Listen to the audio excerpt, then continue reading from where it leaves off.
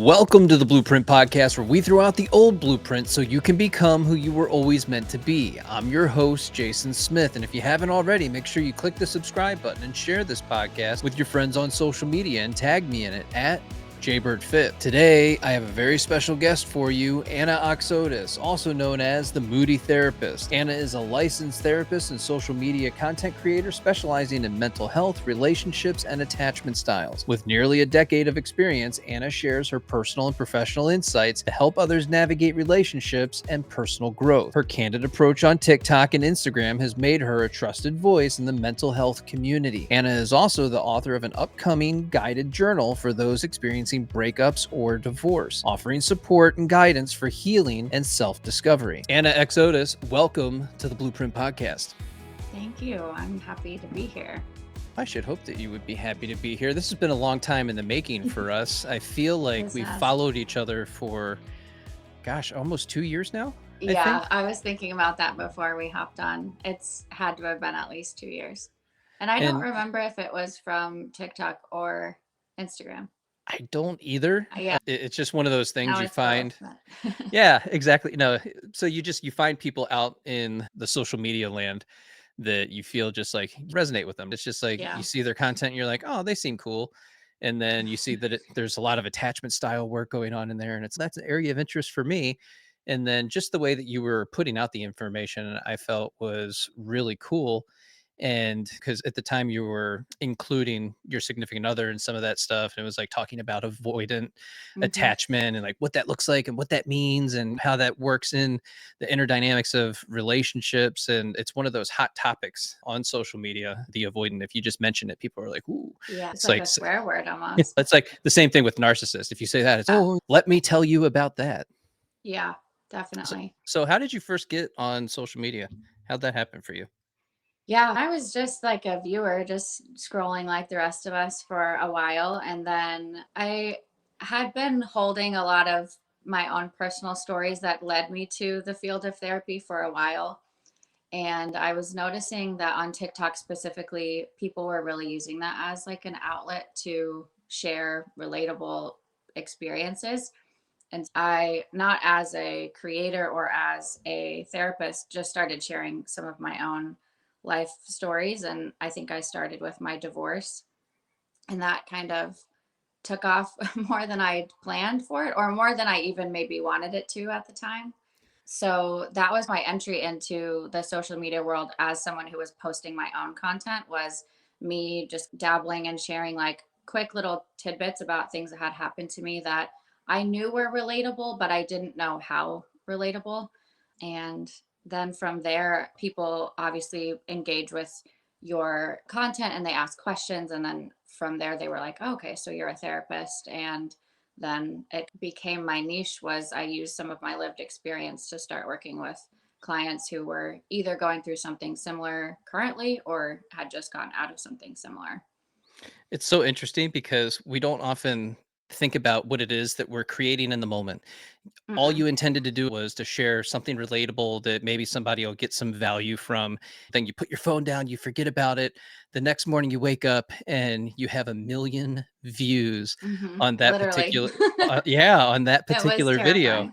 What was that feeling for you when you woke up and you saw that?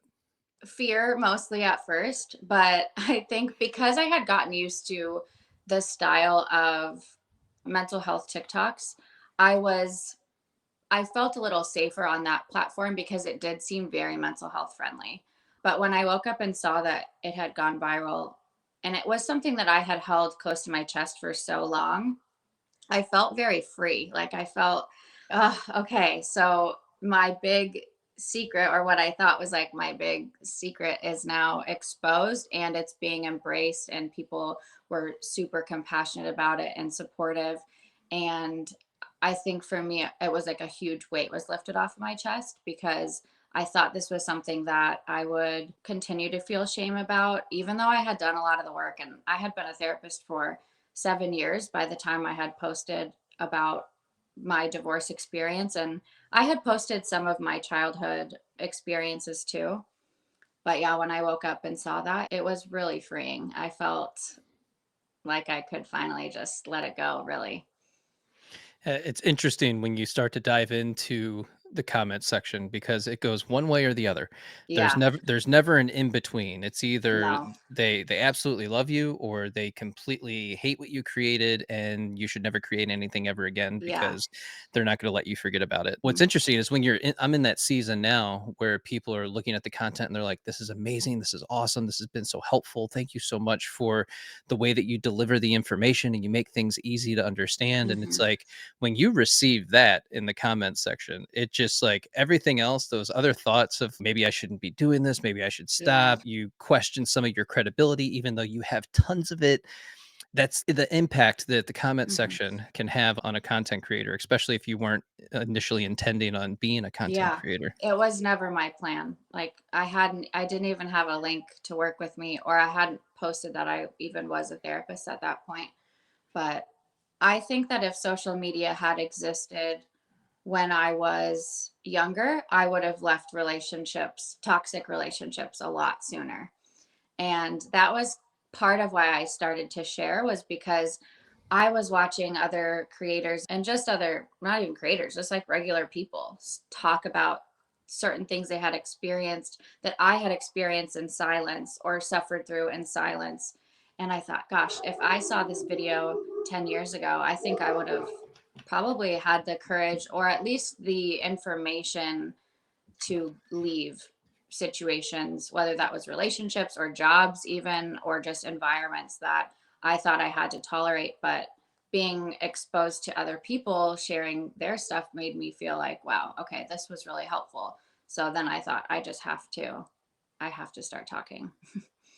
No, for sure. And that's another one of the comments that I get all the time is that I wish I would have had this information 10 years ago. Where were you 20 years ago? I was with you in the trenches going through all of this stuff and our mess is our message. So as we go through this, as you grow, evolve, and develop, and you decide that, you know what, I need more information. And so much of this is skill set based. It's things that maybe we missed when we were younger. And Mm-hmm. now as an adult, you're in this place where a lot of people are like, "What's a midlife crisis?" It doesn't have to be. We get conditioned to say that it has to be a midlife crisis, but it can actually be this awakening at any time period, Yeah, 20, I love 30, that. 40, 70 years old. But you get to this place where you get in touch with some information that allows you to see things, to change your perspective, to shift just your perspective just in the smallest way that allows you to see things a little bit differently. And you begin to look at your past experiences that have led up to the present moment, and you start to give yourself a little bit more compassion and understanding, Mm-hmm. and maybe you extend yourself a little bit more grace. And then also in that process, it's very healing for you where you start looking at some of the people that were closest to you.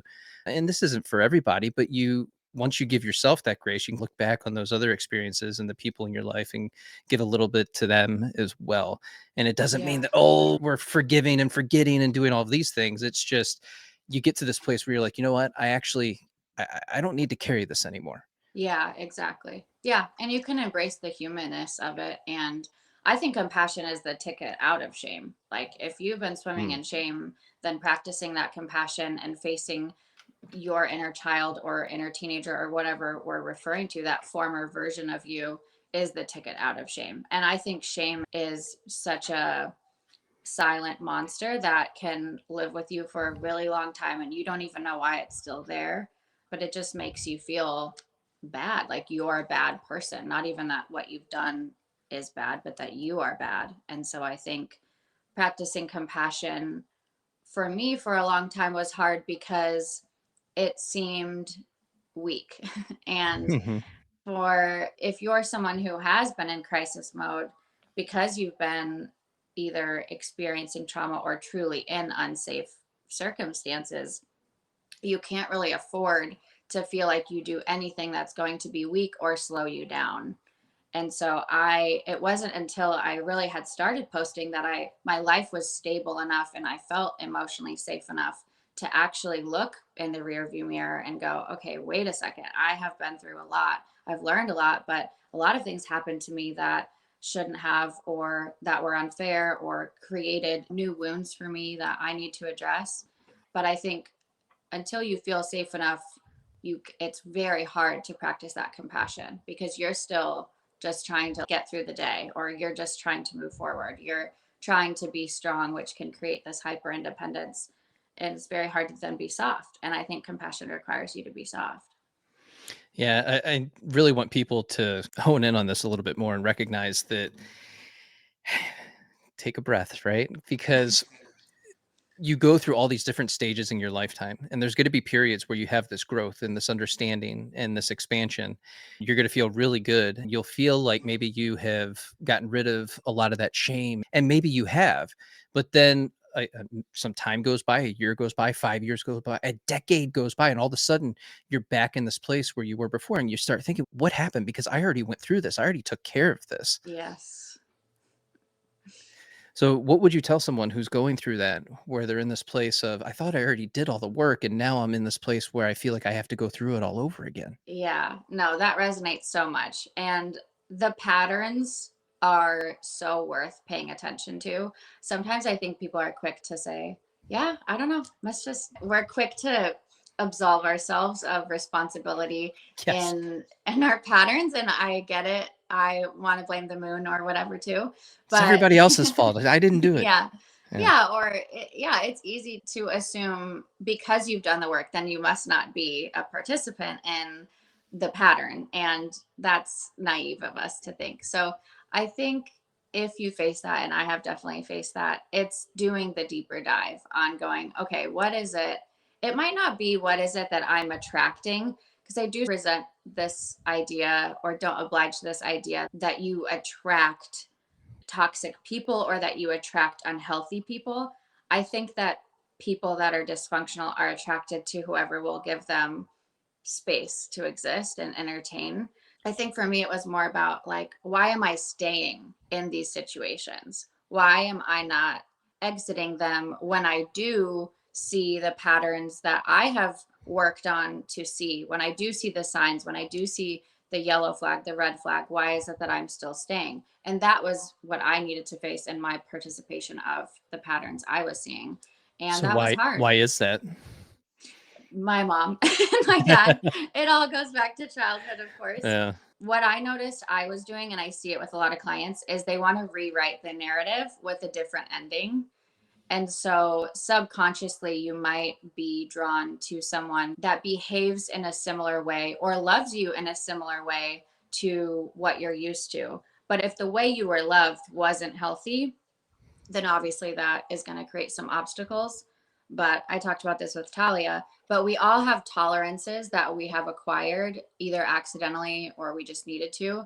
So understanding, okay, I can be really patient with someone who flips the switch on me and someone who's inconsistent and is not emotionally vulnerable because I experienced that in my upbringing often. So that became something I could tolerate. I shouldn't have tolerated it, but I needed to in those instances as a kid. So as an adult, I was noticing I wasn't, even though logically I would catch, oh, that's a yellow flag, that's a red flag. I knew how to handle it though. So it was like, then I'll stay and work on this. And I think that I had to address that there was some deeper part of me that thought if I could get this adult romantic partner to love me correctly, then it would mean that I'm not hard to love and that what my parents showed me was a lie. But until then, it felt like the way my parents loved me must be true. That must be accurate, that I'm hard to love, that I'm difficult to be with, that everyone's going to leave, that I deserve to be put in situations that are unsafe. So if I had a romantic partner that I could fix or that I could rewire the system with, then I was subconsciously proving to myself that what I experienced in childhood wasn't really true. I think it's interesting when you talk about attraction that we pull in certain things into our sphere of influence. And I think a lot of it is just it's what we're used to. Yeah. And I don't know that we have to really think of it any deeper than that, other than you don't need the blame and you don't need all the negative Hmm. stuff that kind of goes along with it. It's just this is what I'm used to. So Yeah. of course that makes sense that I would attract partners in that give me more of what I'm used to because my nervous system, that's what works for me. And Hmm. I know how to operate in that environment and I know how to deal with this type of person. I know how to talk to them. I know their language, right? Our nervous systems are Yeah. actually speaking to each other even though we're both extremely dysregulated. Yeah. We don't know what being regulated actually feels, and we don't know Hmm. what a conversation would look like with two people who are secure because maybe you've never experienced it before.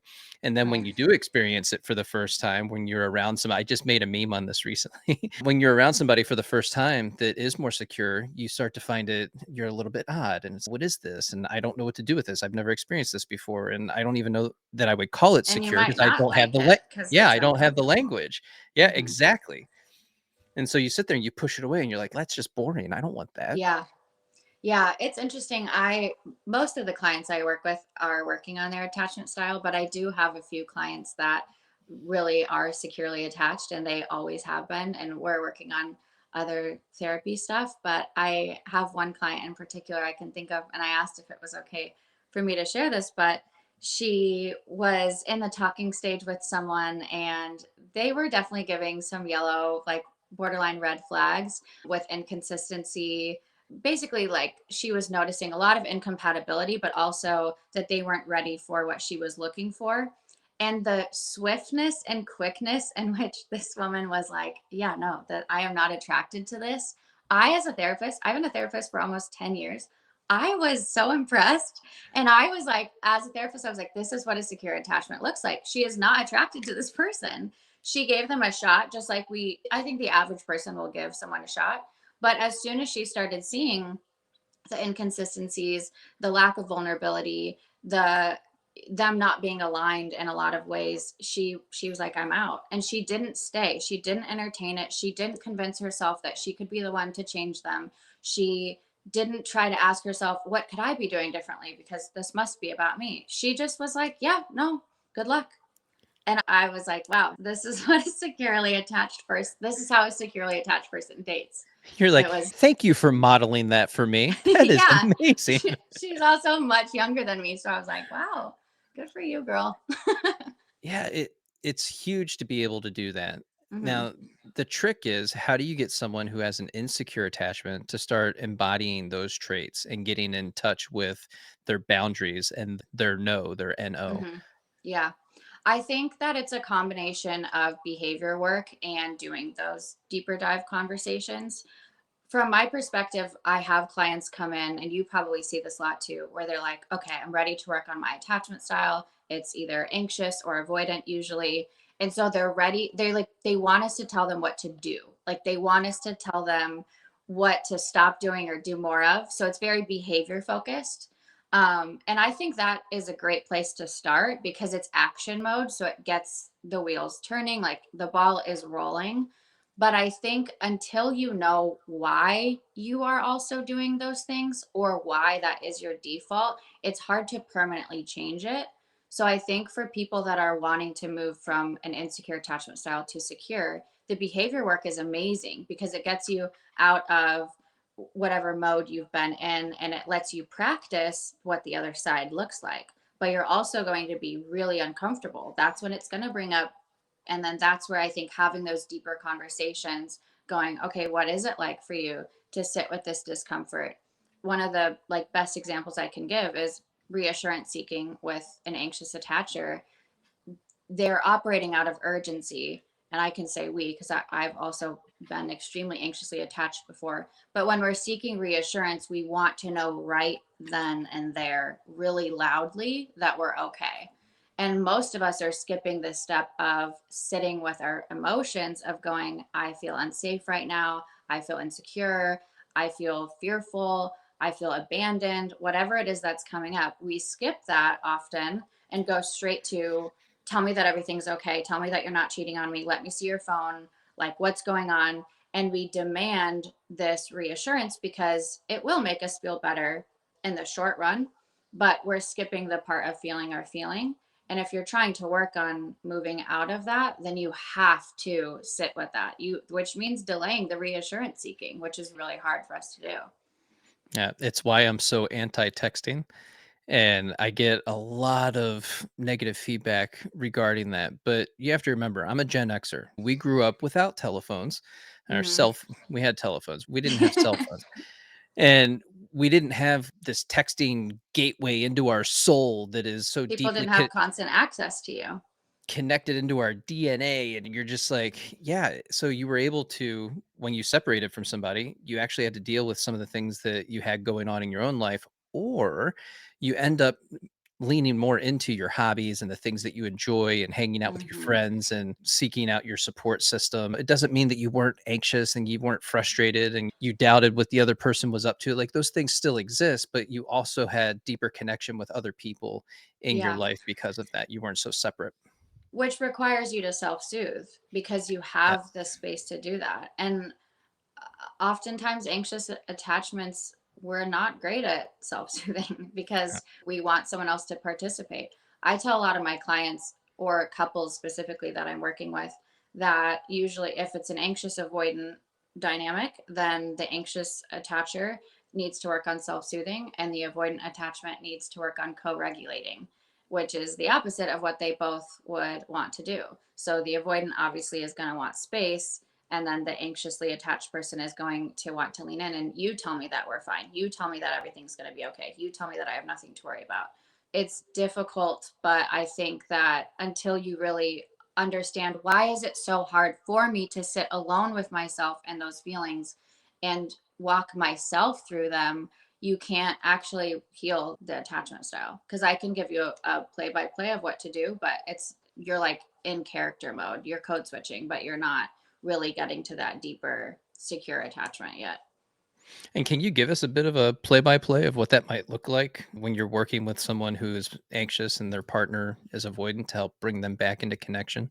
Yeah, definitely. So teaching them how to self soothe is about taking space for them. So I tell them anxiety makes us feel like everything has to happen really quickly. We operate out of urgency. So just slowing that down. So I talk to most of them about how do we create speed bumps.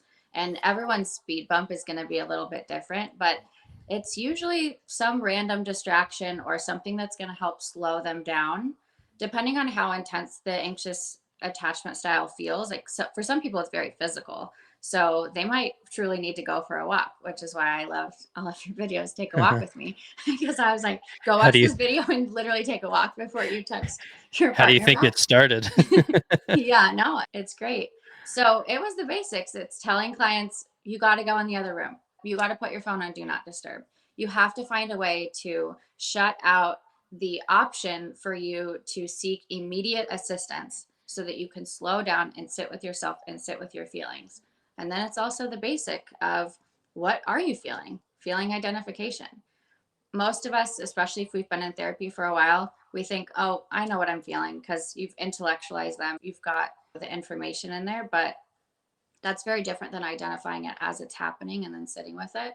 So it's taking space, finding those speed bumps, identifying what is it that I'm feeling, and then checking the facts. I think that's super important because anxiety creates a lot of biases. It's flooded with cognitive distortions that are probably going to assume worst case scenario. So checking the facts, what has actually happened versus what am I afraid that's happening right now is a really big one.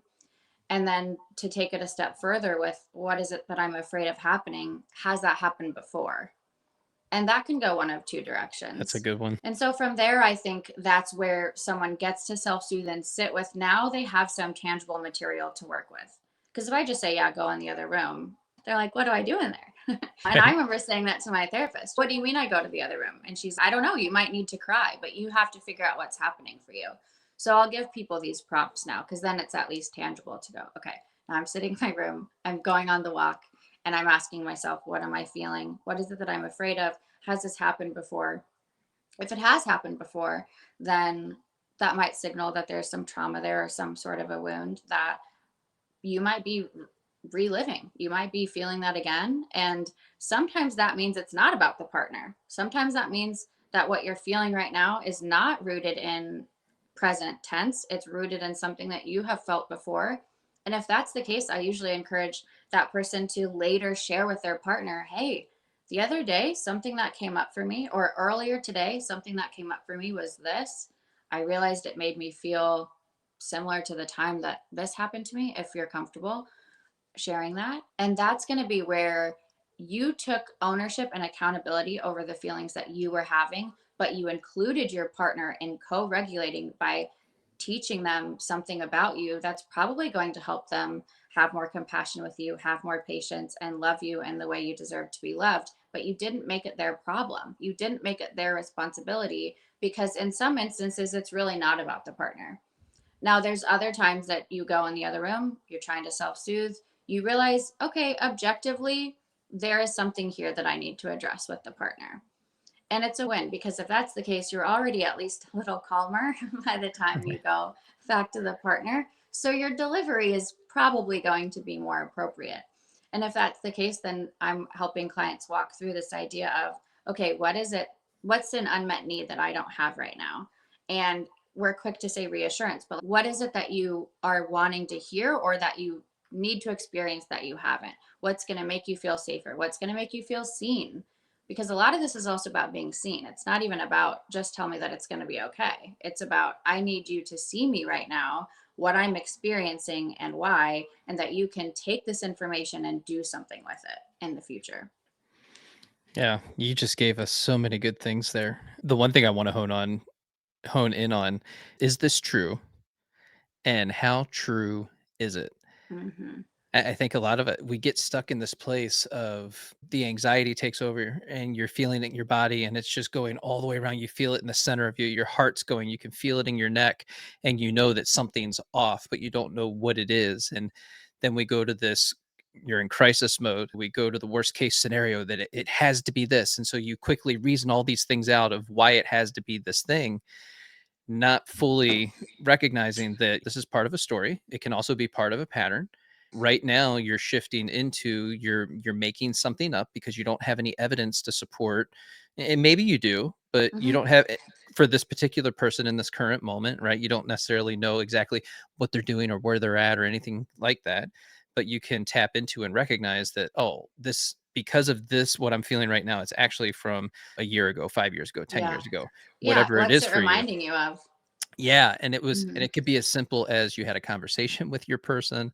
Maybe you saw something on TV or you heard Yeah. something or it Oh was gosh. a Yeah. smell. Anxious attachers should not watch a lot of the shows and like documentaries that are out right now.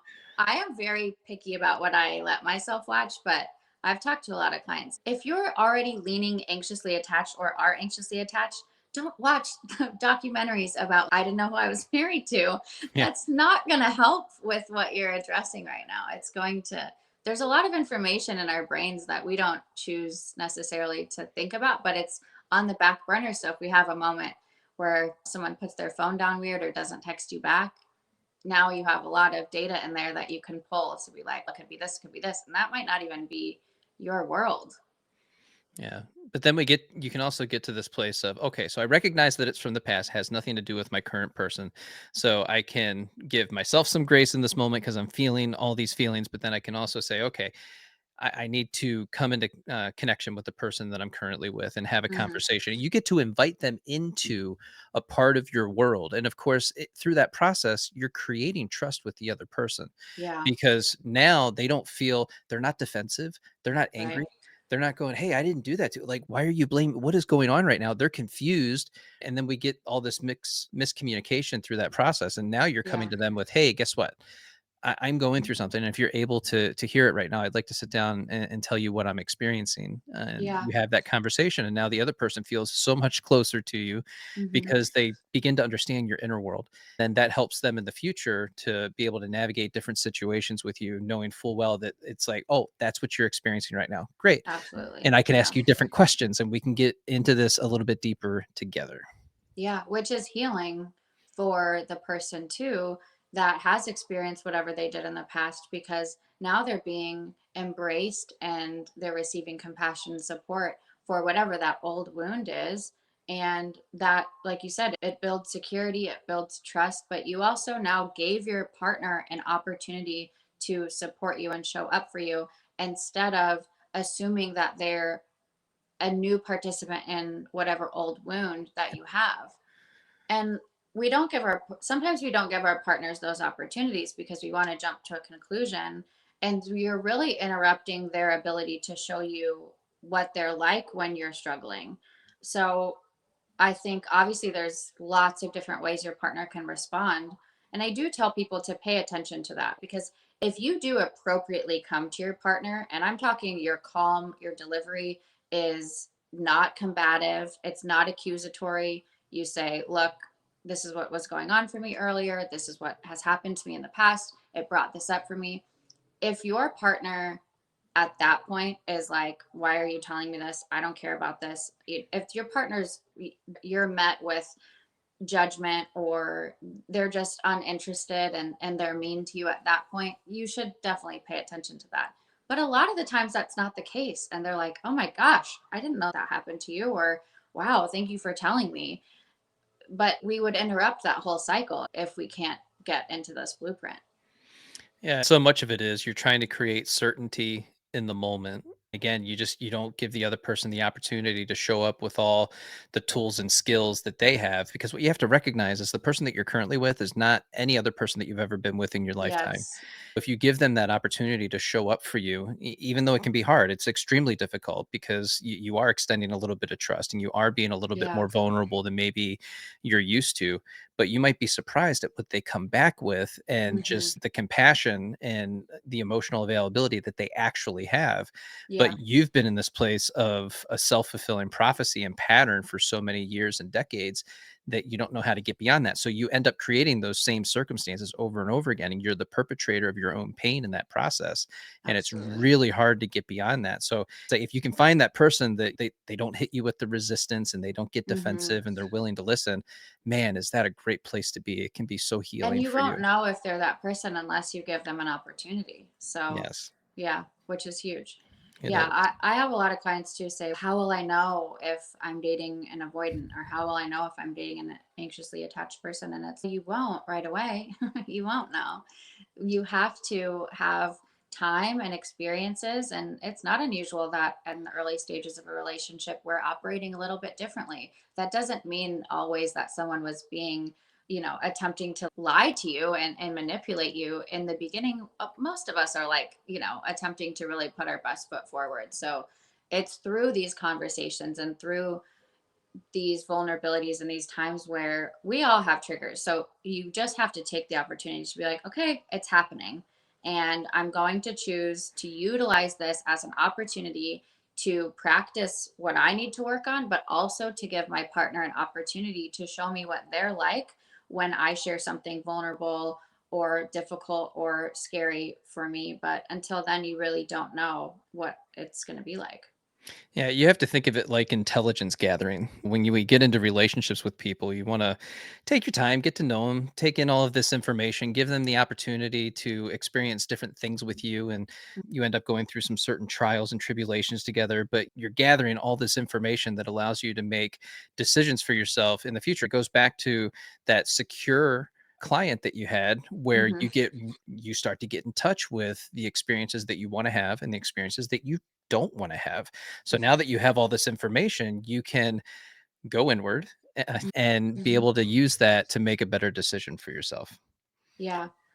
Yeah, I do notice a lot of people, if they are working on their anxious attachment, they will attempt at times to overcorrect by, they'll learn like some of what I was just sharing, and then they'll try to overcorrect by telling someone really early on everything that they should know about them Yeah. and what kind of triggers they have. Do you see that too with some clients Yeah. where, Don't do that. yeah, don't do that for lots of reasons. Yeah. It's not a race, first of No. all. And but again, anxiety makes us feel like, okay, let me do everything really quickly and efficiently, because then I can protect myself from pain or rejection or whatever. So I'll have clients, and there's been times in my past I can relate where it's okay, you're dating someone new or even just talking stage, and you're like, let me tell them all of these things that would trigger me or these things that I've experienced, because then they'll know right away. So it'll be easier. Yeah, and if you don't And like it, then leave. yeah, Right? It's and like that becomes, yeah, the overcorrected attitude of like, fine, then who yeah. cares? Then I don't want you anyways.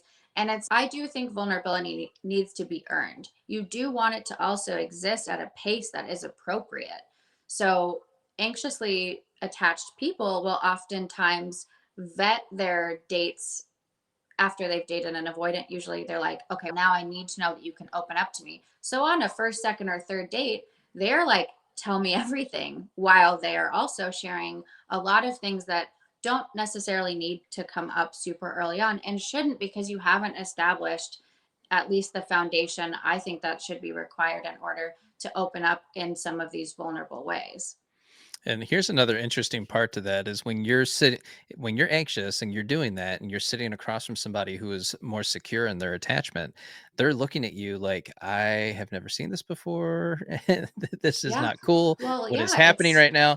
And then you're left as the anxious attacher when they say they don't want this, right? When the mhm. securely attached person says, you know what, this isn't for me, and they let you down nicely, then you say, oh, you must be avoidant. And it's Yes. like, Oh my gosh. Yes. Yeah. Yeah. And oftentimes, as we're working on getting to a more secure place, we will assume that something secure is avoidant. So yeah. we'll hear it all the time. Oh, like I'll hear a client say, I'm in my avoidant era. And I'll be like, talk to me Mm, about that. What does that mean? And they'll describe what a securely attached person is often.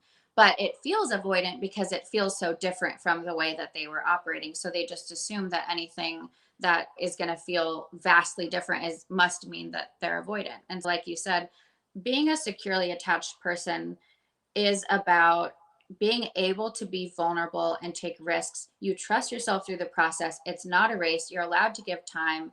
You move at a speed that is appropriate for everyone, because you're not flooded with emotion, but you also don't have an aversion to closeness. So you're able to give the person and the relationship the amount of time required for it to happen in an organic way that actually is then sustainable.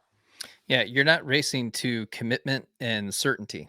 Yes. But You're if you are severely anxiously attached, you might even think that a securely attached person is avoidant of commitment, even though they're just moving at a pace that makes sense. yeah. So you had mentioned date 'em until what it was it? Date them till you hate them. Yeah. So you had mentioned date 'em until you hate 'em. Can you Hmm. explain that for us? Yes, definitely. I heard the term on TikTok, so it's not Of my course. term. But I immediately knew what they were talking about because it is something I can relate to. But I think this theory is essentially describing that for some people, especially those of us that are anxiously attached that have a very hard time exiting a relationship, for some people it makes sense, even though it's grueling and excruciating. It might make sense to date them till you hate them. And what's happening during that process and with this theory is that you are observing what's really going on, and you're probably documenting on some level some things that have happened or unchangeable facts and experiences that have occurred, so that when you do finally leave, you don't go back. Because the alternative, if you're the type of person who has a hard time exiting relationships, the alternative is that you go back and forth several times, sometimes eight or nine. So this theory is going, don't do that, just stay until you will not go back. And I do have a lot of clients. It's a weird, like, hot take. Like, I'm not necessarily promoting that everyone should do this, but I do think if you recognize that you're the type of person that will resuscitate a dead body several times in a relationship, and you are like, I am going to try even harder when I notice that it's not working, then this concept might actually make sense for you. And it's about seeing what's actually there and staying until you really get to the point where you're like, I cannot live like this. I cannot do this. And until you hate them is like, it just rhymes. But you don't have to hate them, but you have to hate the way that you feel and the way that relationship is operating enough that you're like, I would never go back. But a lot of people will leave earlier on, and that's great if you're the type that can leave and then be done. But if you know that you have a pattern where you will leave and then hope that they change and hope that they call you and then you will go back, then it's worth it for you to consider that you might need to stay, open your eyes, document everything that you're remembering through journaling or with a therapist or a coach, have someone that's essentially your partner in that. And then by the time you leave, you've tried everything, you've seen everything that you've needed to see, and you don't go back. And then you move into actual detachment.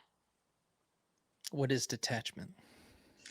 Detachment is going to be an intentional space where you decide, I am going to remove the attachment that I either did have or felt that I had, and I'm going to practice centering yourself at that point and health, and probably your, I think it's really important to have a healthy support system during that time. But detachment's going to be that intentional choice of going, I am breaking free from this because it is the smartest thing for me to do. But it's not usually because you wanted to do it. And I think people will wait until they want to. And that's really, that might be forever. Yeah, and if you're in LA, you might do something that's called a energetic cord cutting ceremony, Yeah. right? You're just Yeah. from a spirituality perspective, and you're getting rid of those energetic cords from that person so that you can Yeah. But finally it's allow really, yourself to it's move just a on. choice to be like, I am choosing to be done with this, even though I don't want to. It's a lot of grief work too. You're grieving the relationship that you would have or that you wanted to have, or that at one point it was. That's, that's extremely hard. Yeah, can you go a little bit deeper into the grief portion of that? Yeah, absolutely. Um, I think that a lot of people will avoid grieving a relationship at times because they don't want to miss the person that they have just exited the relationship with. So grief is going to be about, obviously whatever it is that you're missing currently, but it's also about grieving what you thought would happen. So all of the life and milestones and visions that you had for how it would have looked if you guys didn't break up or if you had stayed married is what you're also grieving. And the reason why it's important to recognize that is because people will be confused that 6 months, a year, even 5 years later, they're tripped up by emotions of, oh my gosh, why am I feeling something from a previous relationship when I feel like I'm over them?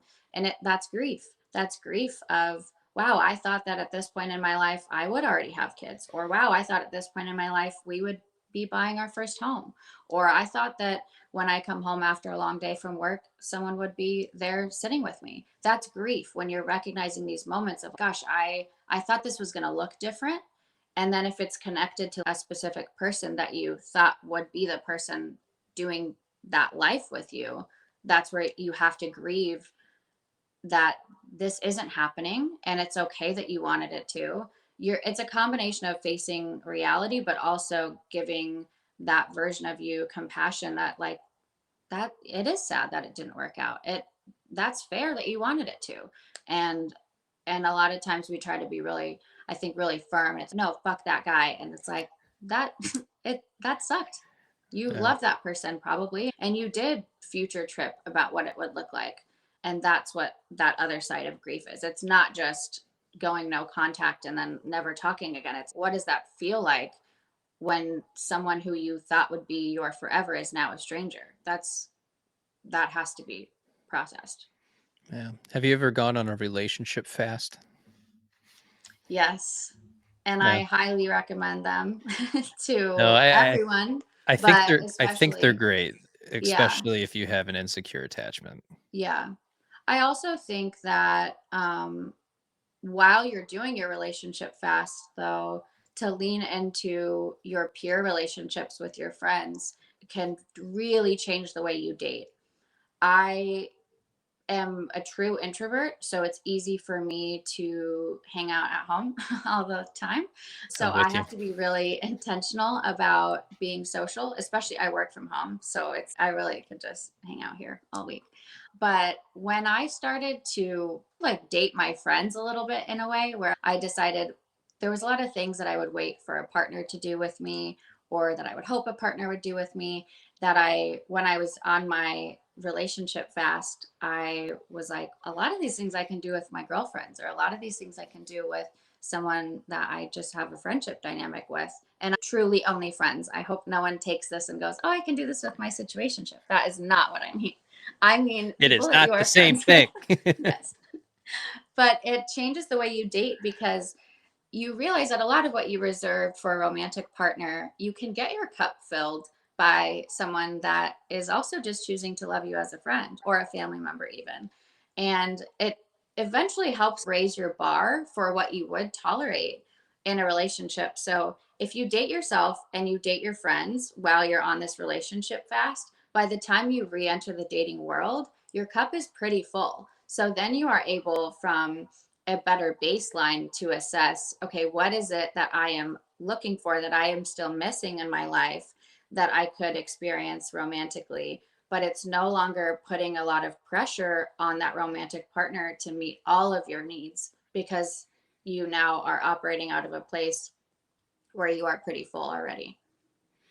No, I agree. And I love the idea of dating yourself. And people look at that and be like, yeah, that's weird. I don't know about that. They But think it's cheesy, maybe, but yeah, call it whatever you want. Just call it a relationship fast, or just say, I'm not dating, or, whatever it is for you. It really yeah, doesn't matter what you call it, but spend some time by yourself and understand what it truly means to be alone. You're not lonely, you're just alone. And so you yeah, fill your life with all of these other things. And maybe you take the solo trip. I did. yeah. It was years ago. This was like 2016. I don't have people that would want to go on the trip with me, and there's really not anybody that I would want to True introvert. for an extended trip. So I flew out to Vegas, and then I hopped on a bus and went to the Hoover Dam, and I had my nice expensive camera with me, and I got all these great shots, and the bus went off and we went to the Grand Canyon. I met people on the bus and had all these amazing Mm. conversations, and you get to learn about other people's their lives, the things that are important to them, and they're from all over the planet. And it's just we all came together on this little bus to go to this location and take this 2-hour drive And that's from connection. You yeah. still experience connection, even though you were alone with strangers who enjoyed the same thing as you, that were at the same place as you. Yeah, and then you realize that as big as the world is, it's also very small. There are so many opportunities out there for you to connect with people who are going to resonate with who you are as a person. And when you're alone, it gives you the opportunity to really evaluate the time that you spend with people and the relationships that you have. You start asking some deeper questions, some existential questions. Is this in support of my highest good? Is this relationship Hmm. moving me in a direction that I really want to go, or is it hindering my growth? And you start to grow, expand, and develop in new and different ways that you didn't really think were possible. So I Yeah. encourage people, take the fast if you're willing to Hmm. do it. Absolutely. I could not stress that enough, especially if you have been anxiously attached. I think that's super important, because you're, and with my clients, I'll call it like chosen solitude, which allows you to experience the difference between solitude and loneliness, because I do think that they're very different, but most of us will lump it into the same feeling. And I think if you can learn to enjoy solitude, then not only are you probably more likely to be able to self soothe on your own, but once you are in a partnership, you are going to be more independent, which is going to allow you to maintain your identity and not chameleon into whatever you think that person wants of you. And I think, again, like, people that lean anxiously attached, we it's a great skill sometimes, but we can chameleon into what we think that person wants or what we think we should be. And If you're a then we bird, end I'm up a with someone bird. we're not compatible with or aligned with. Even take away like they don't even have to be toxic or unhealthy. It could literally just be like, we're not compatible. You're not a bad person, I'm not a bad person, but if you chameleon too hard, then that can happen. And I think you're more likely to fall into that if you haven't experienced solitude in a way that you were able to end up loving and embracing and going, wow, I know myself now in a way I wouldn't have known if I hadn't chosen to spend time alone with myself.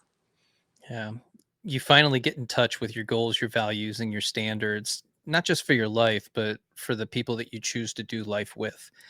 And Mhm. then very quickly, when you start dating again, you begin to realize that, you know what?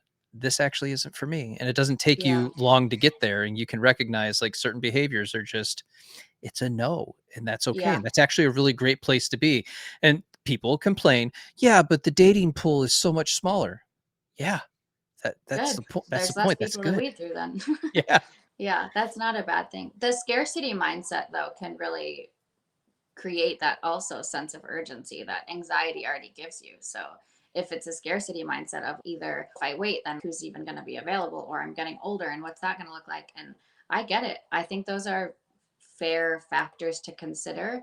But if you're deciding between healing versus jumping back into something because of the scarcity mindset, you're more likely to end up in the same pattern then because you haven't created that gap.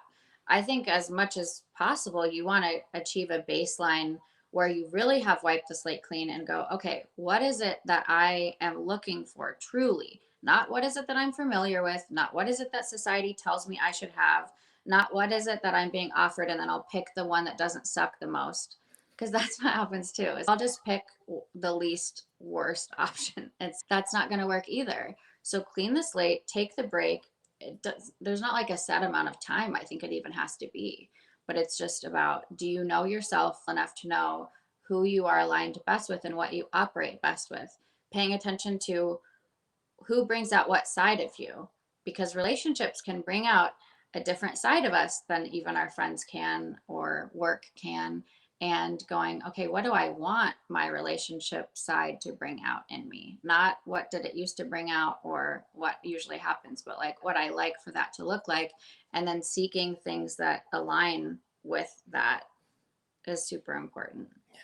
Interdependence Mm-hmm.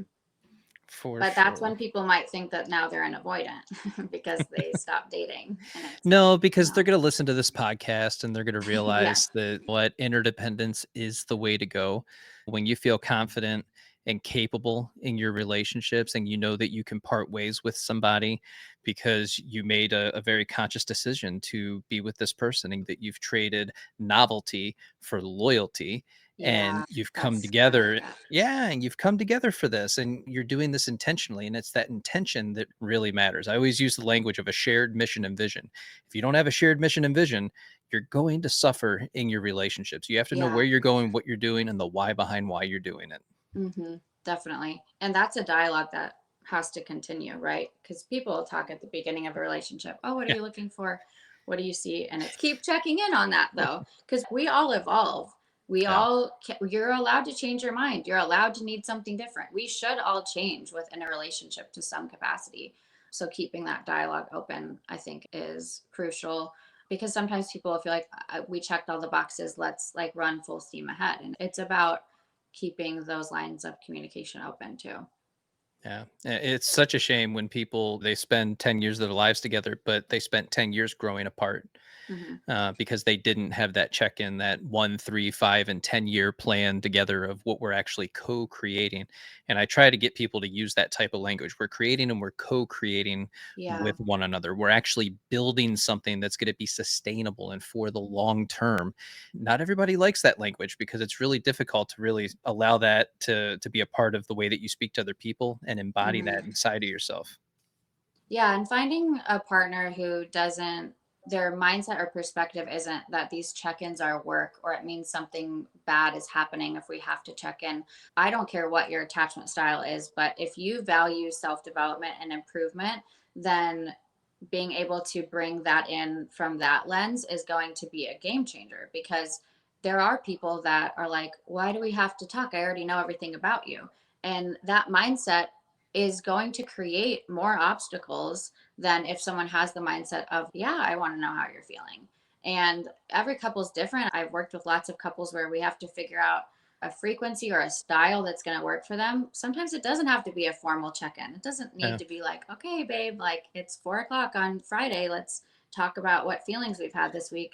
It doesn't have to be like that. I usually tell couples to incorporate it in a date night, but have an idea of what kind of takeaways or information do you want to leave knowing that date or that month or that week that is going to allow you to continue being aligned with your partner in what you're co-creating, but also be seen and heard because it's normal. I don't care how close you think you are with your partner. we all have inside thoughts. We all have inside feelings that we haven't shared, and deciding to be vulnerable intentionally throughout the relationship is important. You don't have to wait for something bad to be happening. You can just be like, this week, something that happened to me that I realized I didn't even share with you was this, and it was great, or it hurt me. And I think having those check ins with a partner who doesn't dread them is going to create the environment that you probably need to be able to keep doing what you're doing. Do you have any couples in the public sphere that you admire for the way that they've cultivated their relationship, or maybe in your personal life? No, and I think that's because I try not to romanticize what it looks like, because I also don't know what else is going on. So I guess Right. there are couples that Taylor Swift and Travis Kelsey, think I actually think if you look at How them did I know you were from going to say that? you knew it. You already knew I'm a Swiftie. I And was I was like, thinking no, I'm not gonna say it. I'm Alex gonna say it. Hermosi and Layla Hermosi. They're both very independent, but Yeah. they also both show up for each other in Yeah. a way that does competition. And I also think before they got into this, I think that when I see couples operating really well, the ones that I admire are usually the ones that really have their own thing going on. Like they've got, it doesn't have to be career, but like they've got their own hobbies or interests or lifestyle that would continue to exist with or without that partner. And I think that's super important. But when I love watching like a lot of dating shows and reality shows from a psychology perspective too, because it's interesting to get in the minds of these people. If you are someone who is looking for a muse or someone that you can replicate a relationship by or model it off of, I always tell you, you also don't know what's going on behind the scenes. So take the parts that you admire and learn that and understand that. Like, for instance, with them, yeah, I like that they both have their own thing. They spend time apart, they also show up for each other. That's something I know that I need, but I also don't know what their conversations look like. So I think it's good to have examples and models that you're aspiring to be similar to, but pay attention too to all the information that you don't have. We don't really know what it's really, or we don't know what they had to do to get to that place. And a big part of it is going to be mutual respect. Yeah. And this is why when I'm working with people, I go straight for, what do you admire about the other person? What are 10 things that you just absolutely Mm, adore about them? Because it's really easy to get to this place of like blame and anger and resentment. And these are all the yeah. things you're doing wrong. And it's okay, but you married this person, or you've been together for 3, 4, 5 years, whatever it is. What do you admire about them? What do you like? Yeah. And what What's, did you admire at the beginning? And then what does it look like yes. now? Uh, Because sometimes people will be, well, I loved how independent they were. And then one of the very things that they fight a lot about is that. yeah. Hmm. Yeah. So it's, Oof, that's a big one. what do I admire in my partner, and then how do I help them maintain that, and how do I not end up resenting that?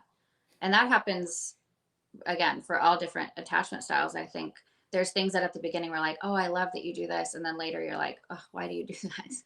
And one of the biggest things is we get together. Oh my God, I admire all this stuff about you. Now I need to change you. Stop going to the gym at 5 o'clock. I want you to stay in bed with me and hang out for a little bit. And it's just, Oh, and so like slowly but surely, because the person ends up acquiescing, to you yeah. because they want you to be happy and think this is what you need, then yeah, I'm going to do this. But now the other person is diminishing themselves in that process. And then you're creating this big ball of resentment that just builds over time. Yeah.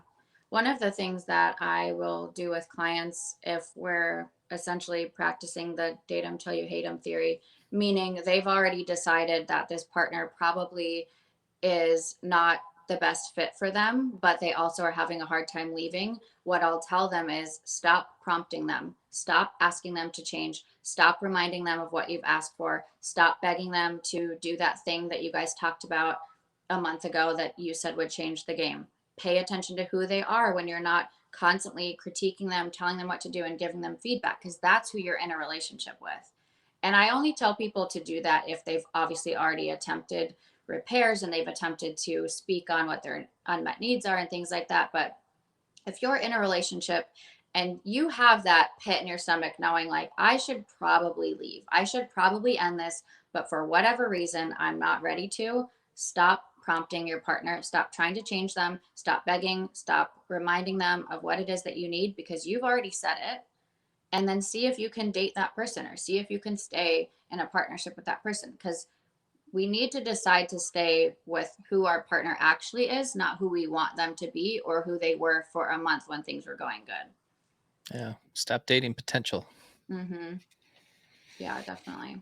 Especially if that's your pattern. You constantly Yeah. say to yourself, but they have all of this potential. Every relationship has all this potential. Of course they do, because what you're really witnessing and what you're experiencing is all the love that you already have to give. It's everything that's already Yeah. inside of you.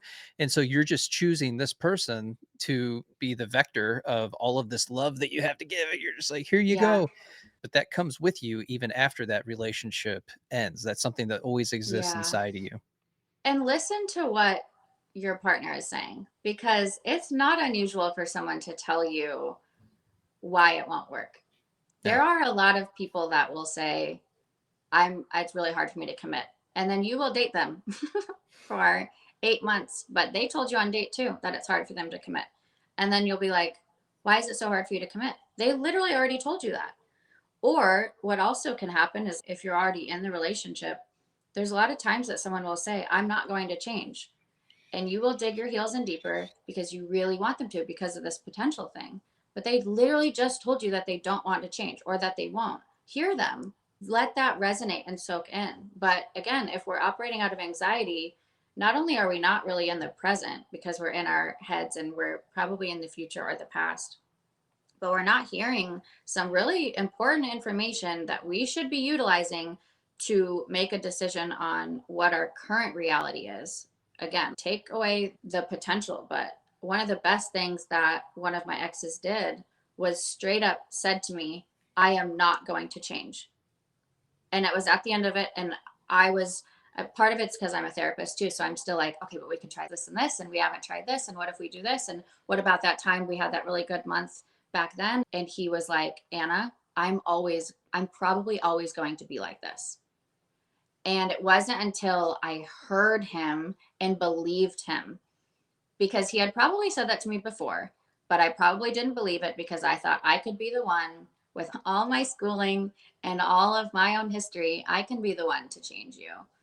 If someone tells you I'm not going to change, believe them. And then ask yourself, why do I want to change people? Mm-hmm. Yeah.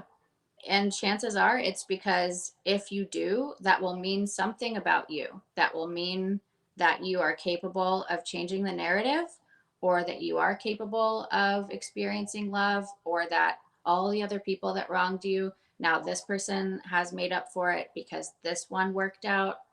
So it's usually, it is I'm like a, worthy when you choose me. mm-hmm, yeah, I'm worth changing for. Yeah. Mm-hmm. Yeah. And if you can just get to that place where you believe people when they tell you who they are, Yeah. and you recognize that your worth is already inside of you and you've always been worthy, whole, and complete, and you don't need another person to tell you that you are worthy of love, then Mm-hmm. you begin to recognize that, you know what, that's not for me. Thank you for telling me Yeah. that. Which is what you would feel like if you had a secure attachment. Absolutely. Anna, I can't thank you enough for being on the podcast today. Tell Thank you so everybody much for how having me. to reach out to you so that they can work with you. Yeah, absolutely. On TikTok, it's Anna Does Therapy, and Instagram is, I rebranded. I'm the Moody therapist I now. love it. Thank you. And I do have a breakup/divorce journal that I'm launching in 2 weeks. That's going to be, I think, really neat for people that either are already in therapy or coaching, or they're like, I want something that's going to help me through this transition, but I'm not ready to talk yet. It's a guided journal. It's very raw. It's from my own journals through my own divorce and breakups, and also, like, obviously all of the things that I've learned as a therapist. But I think that it's going to be a new way for people to examine some of these patterns and behaviors so that they can really heal on a deeper level. Awesome. And as soon as you have that, send me the link and I'll make sure Definitely. that I get it in here. Yes, I will for sure. Awesome. Thank you so much. Yeah, thank you.